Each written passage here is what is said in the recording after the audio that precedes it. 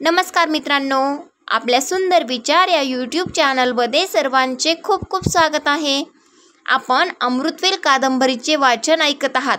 तुमच्या प्रतिसादाबद्दल खूप खूप धन्यवाद। चॅनलवर जर नवीन असाल तर चॅनलला नक्की सबस्क्राईब करा। आपण कादंबरीचे 10 भाग पूर्ण केलेले आहेत आणि आपण ऐकत होतो की बापू आणि नंदा यांच्यामध्ये चाललेला संवाद। तर आज 11वा भाग सुरू करूया। बापूंच्या पाठमोऱ्या आकृतीकडे आदराने पाहता पाहता नंदाच्या मनाला एका विचाराने अस्वस्थ करून सोडले। बापूंकडे देवदत्ताची चौकशी आपण का केली? त्याचा आणि आपला तसा काय संबंध आहे? योगायोगाने त्या दिवशी गाठ पडली। तो बोलत बसला, आपण ऐकत राहिलो।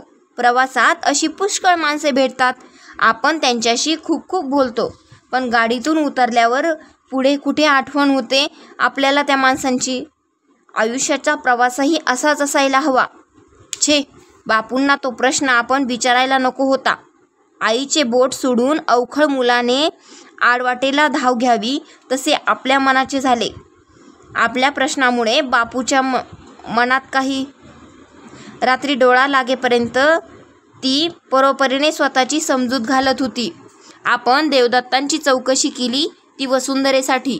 इतके दिवस झाले पण नवरा बायकोची साधी गाठभेट नाही। हे असे किती दिवस चालणार? का?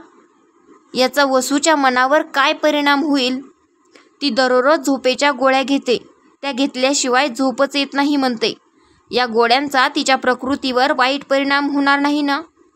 छे, आता देवदत्त भेटले म्हणजे तिच्या आणि त्यांच्या या शीतयुद्धाचा सोक्षमोक्ष लावून घेतलाच पाहिजे। या निश्चयापाशी येऊन थांबताच प्रसन्न मनाने ती झोपी गेली। मात्र मध्यरात्र उलटल्यावर ती अचानक जागी झाली।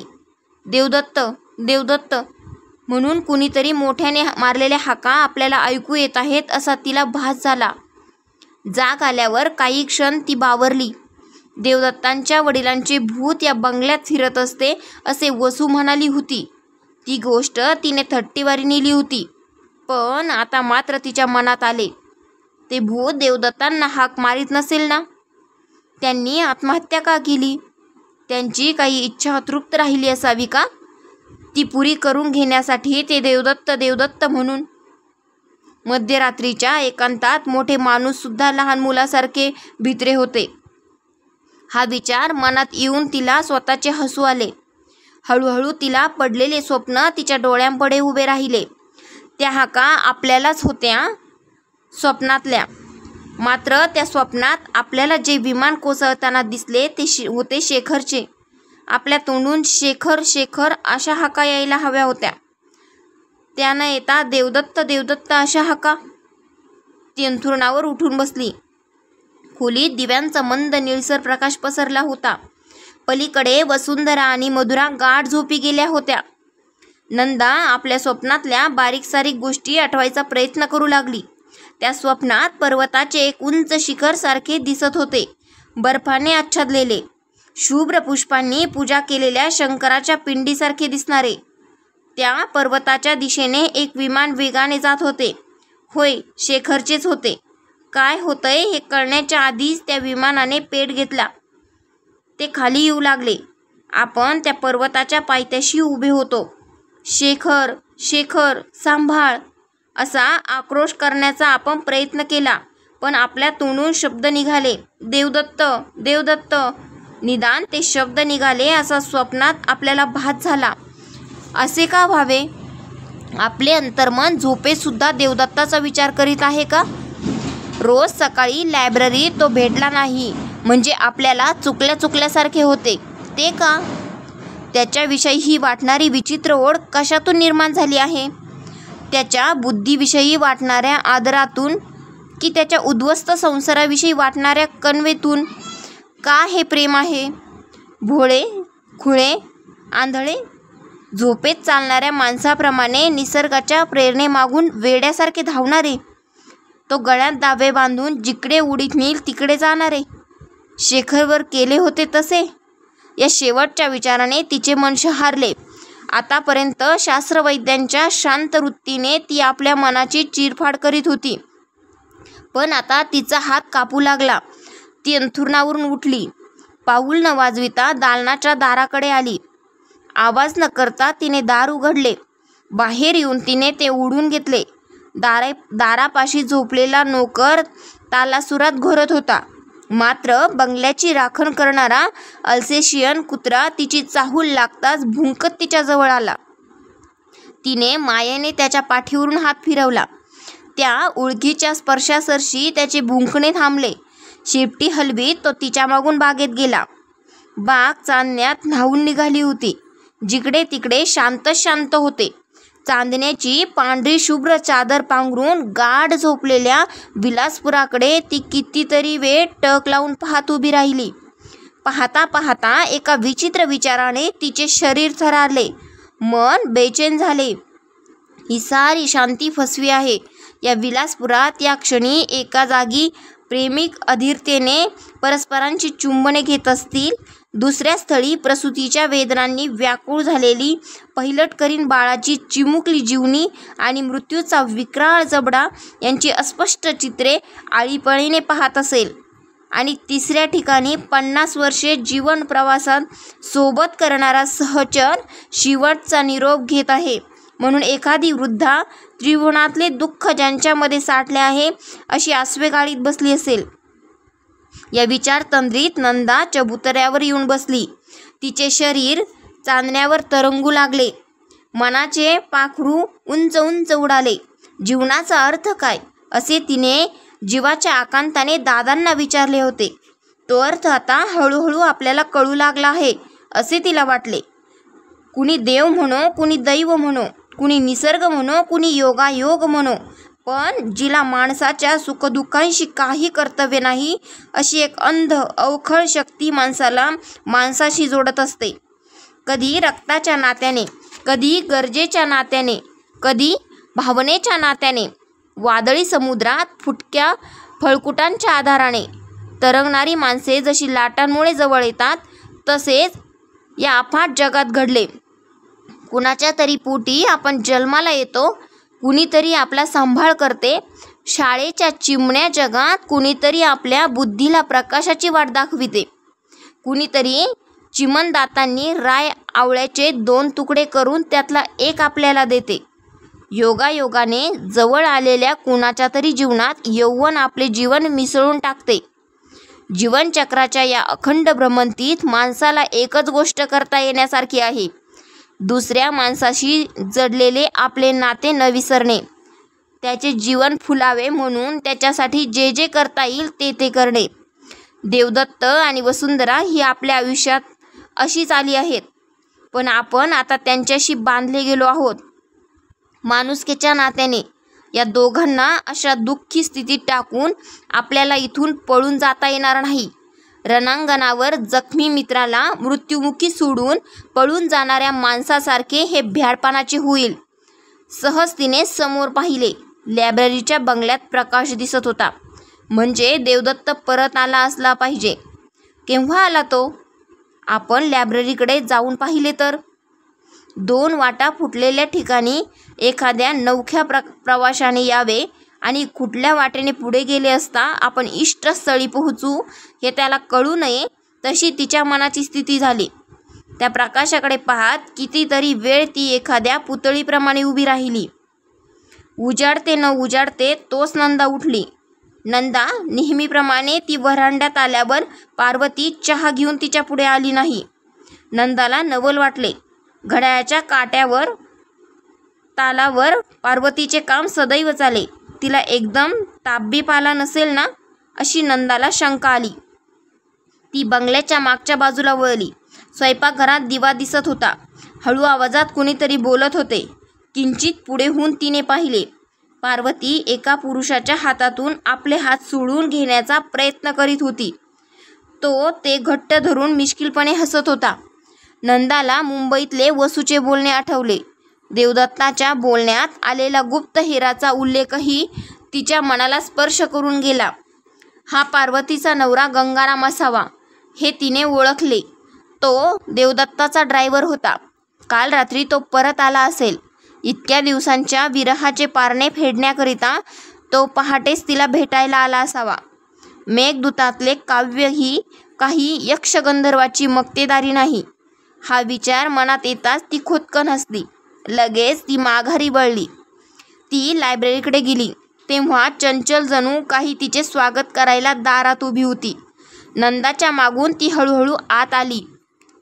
तिच्या पायात घुटमळू लागली. तिला कसला तरी विलक्षण आनंद झाला आहे आणि तो सांगण्याचा ती प्रयत्न करीत आहे असे नंदाला वाटले. खाली वाकून चंचलचे तोंड दोन्ही हातांनी वर करीत तिने विचारले, कोण होतीस ग तू मागच्या जन्मी, माझी आई की बहीण? जणू काही हे बोलणे आपल्याला समजले असे दाखवीत चंचलने मान डोलावली. मग तिला नंदा म्हणाली, अगं वेडे, तुला इतका कसला आनंद झाला आहे ते कळलंय म्हटलं आम्हाला. देवदत्त आले आहेत होय ना? रात्री खूप वेळ इथं वाचित बसले होते ते खरं ना? अशीच नेहमीची जागरणं सोसवतील का त्यांना? तू त्यांची जीवाभावाची मैत्रीण, त्यांना थोडं समजावून सांगायचं की नाही? नंदाचे लक्ष गोल टेबलाकडे गेले. त्याच्यावर नव्या पुस्तकांचा ढीग पडला होता. ती उत्सुकतेने तिकडे गेली. नवी कोरी पुस्तके कौतुकाने चाळू लागली. काव्यापासून तज्ज्ञापर्यंत साऱ्या तऱ्हांची पुस्तके होती त्या राशीत. त्यातल्या एका जाडजूड पुस्तकातून एक कागदी बाहेर डोकावत होता. तिचे कुतूहल जागृत झाले. तिने पुस्तक उचलले. एका पाश्चात्य पंडिताचे आधुनिक दृष्टिकोनातून महाभारतावर लिहिलेले भाष्य होते ते. त्यातले कागद तिने बाहेर काढून पाहिले. रात्री देवदत्त इथे वाचित बसले होते तेव्हा त्यांनीच ते लिखाण केले असावे हे उघड होते. ती वाचू लागली. महाभारताचा नायक कोण? कुणी म्हणतात कृष्ण, कुणी म्हणतात अर्जुन. एखादा आधुनिक पंडित दुर्योधनाला तो मान देईल, पण मला वाटते त्याचा नायक आहे अश्वत्थामा. तो मनुष्य जातीचा प्रतिनिधी आहे, म्हणूनच तो चिरंजीव झाला आहे. होय, अश्वत्थामा हा या जगात सदैव एकाकीपणाने राहावे लागणाऱ्या मानवाचा प्रतिनिधी आहे. दारुण दुःखाखेरीज, क्रूर वंचनेखेरीज कधीही न संपणाऱ्या आयुष्याच्या मार्गावर त्याला दुसऱ्या कुणी सोबती मिळाला नाही. आई, बाप, मित्र सारे त्याचे अंतर्वैरी झाले. महाभारतात त्याच्या पत्नीचा कुठेही उल्लेख नाही, पण ज्या अभाग्याला आईबापाचेही खरेखुरे प्रेम मिळाले नाही त्याला देऊन पत्नी काय देणार? केवळ शरीर सुख. बाळपणीच आईने त्याला फसविले. पिठात पाणी घालून दूध म्हणून ते त्याला पाजले. आपल्या नागड्या उघड्या गरिबीवर पांघरून घालण्याकरता तिने ते केले असेल, पण आयुष्याचे वैरण वाळवंट करणाऱ्या दाहक सत्याकडे तिने त्याला उघड्या डोळ्यांनी पाहू दिले नाही, हे खरे आहे. फार मोठा अपराध होता हा तिचा. नंतर त्यांची वंचना केली ती द्रोणाचार्यांनी, प्रत्यक्ष त्याच्या पित्याने. द्रुपदाचा सूड घेण्याकरता आणि आपला मोठेपणा सिद्ध करण्याकरता द्रोण हस्तिनापूरला गेला. कौरव पांडवांचा गुरु झाला. अर्जुनासारखा शिष्य आपण घडविला. या अहंकारात अश्वत्थाम्याचा त्याला विसर पडला. निदान धर्मराज म्हणून मिरवणाऱ्या पहिल्या पांडवाने तरी त्याला फसवायला नको होते. सत्यवादी म्हणून रात्रंदिवस त्याचा नावाचा नवखंडात डांगोरा पिटला जात होता, पण स्वार्थापायी धर्म आंधळा झाला. अश्वत्थामा मारला गेला. अशा आरोळ्या उठताच द्रोणाने धर्माला विचारले, कोण मारला गेला? माझा मुलगा अश्वत्थामा का हत्ती अश्वत्थामा? धर्माने उत्तर दिले, नरो वा कुंजरो वा. यातले शेवटचे शब्द ऐकू न जातील इतक्या अस्फुट स्वरात उच्चारण्याची खबरदारी त्या महात्म्याने घेतली. दुर्योधनानेही त्याला असेच फसविले. युद्धात विजय मिळवण्याचा संभव होता तोपर्यंत त्याने अश्वत्थामाच्या हाती युद्धाची सूत्रे दिली नाहीत. मात्र केवळ शेवटच्या निर्गुण भीषण सुडाकरिता छिन्न भिन्न होऊन धुळीत पडलेल्या त्या राजाने या द्रोणपुत्राला सेनापती पदाचा अभिषेक केला. बिचारा सेना नसलेला सेनानायक झाला. अश्वत्थाम्याने दुर्योधनाला दिलेले वचन खरे केले. पांडव आमरण विसरणार नाहीत असा त्यांचा सूड घेतला. त्या सूडाचे प्रायचित्त त्याला एकट्याला भोगावे लागले. त्याच्या मस्तकातला मणी हिरावून घेतला गेला. तिथे कायम वाहणारी जखम निर्माण झाली. जगातला प्रत्येक अभागी मनुष्य अशीच एखादी वाहती जखम सोबतीला घेऊन जीवन कंठीत असतो. ही भयानक जखम मस्तकी धारण करून चिरजीवनाचा शाप भोगीत अश्वत्थामा रानोमाळ भटकत आहे. या भ्रमंतीतही बिचारा एकाकी आहे. त्याच्या या दुःखात त्याची पत्नी सहभागी झाली असा महाभारतात कुठेही उल्लेख नाही. त्याला आपल्या दुर्दैवी पतीला साथ देत तिने देह ठेवला असता तर सीता सावित्रीपेक्षाही ती अधिक वंद्य झाली असती. पण व्यासाच्या उत्तुंग प्रतिभेला सुद्धा अशा पत्नीची कल्पना करता आली नाही. एकच प्रश्न सारखा मनाला टोचत राहतो, क्षणभरही चैन पडू देत नाही. अश्वत्थाम्याच्याच वाट्याला हा सारा भोग का यावा? दारुण दुःखातून मुक्त होण्याचा मृत्यू हा सुलभ मार्ग असतो, पण त्याच्या लिखी हा चोर दरवाजा सुद्धा बंद करण्यात आला. तो का? कागदांवरचे लिखाण इथेच संपले होते, पण जे लिहिले होते तेवढ्याने नंदाच्या मनातले मोहळ पुन्हा उठविले. हा केवळ कल्पनेचा विलास आहे की अश्वत्थाम्याच्या रूपाने देवदत्ताने आपली अंतरीची व्यथा प्रगट केली आहे? अश्वत्थाम्याच्या पत्नीचा तो अनपेक्षित उल्लेख, तो लिहिण्याच्या ओघात आला आहे की देवदत्ताने या बाबतीतल्या आपल्या दुःखाला शब्दरूप दिले आहे? असे हे लोकविलक्षण दुःख आहे तरी कसले? 6 वर्षांच्या सहजीवनात वसूने ते समजावून घेण्याचा प्रयत्न करायला नको होता काय? देवदत्ताविषयी तिच्या मनात अनामिक पण असीम करुणा उत्पन्न झाली. एखाद्या अपघातात सापडलेल्या माणसाविषयी वाटावी तशी. घुंगूर खुळखुळले. चंचल काय करीत आहे हे पाहण्याकरता नंदाने त्या कागदावरली आपली दृष्टी वर केली. देवदत्त तिच्याकडे टक लावून पाहत उभा होता. ती गोंधळली, शरमली. काय बोलावे हे तिला सुचेना. देवदत्ताने तुटक स्वराने विचारले, दुसऱ्यांचं लिखाण परवानगी वाचून वाचणं बरं का? नंदा गोरीमुरी झाली. खाली पाहत ती पुटपुटली, माफ करा हं. देवदत्त खळखळून हसत म्हणाला, तुम्हीच मला माफ करायला हवं. भुवया उंचावत नंदाने विचारले, का?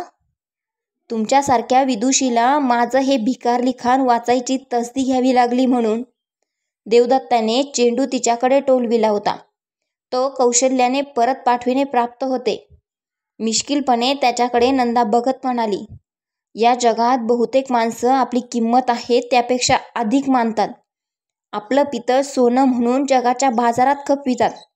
आपण अगदी दुसऱ्या टोकाला गेलेले दिसता. स्वतःचं सोनं पितळ म्हणून विकण्याचा हट्ट चाललाय आपला. देवदत्त खिन्न स्वराने उद्गारला, कुणाला ठाऊक ते पितळ आहे की कथिल आहे? असं काहीतरी लिहिताना धुंदीचे क्षण येतात. स्वतःला पार विसरून जाता येतं. जगाच्या सुखदुःखांशी समरस होता येतं. म्हणून हे व्यसन मी जडवून घेतलं. लग्नापूर्वी रखडलेले सारे कागद वसूला वाचायला दिले होते, पण तिनं त्यातला एक अक्षरसुद्धा कधी वाचलं नाही.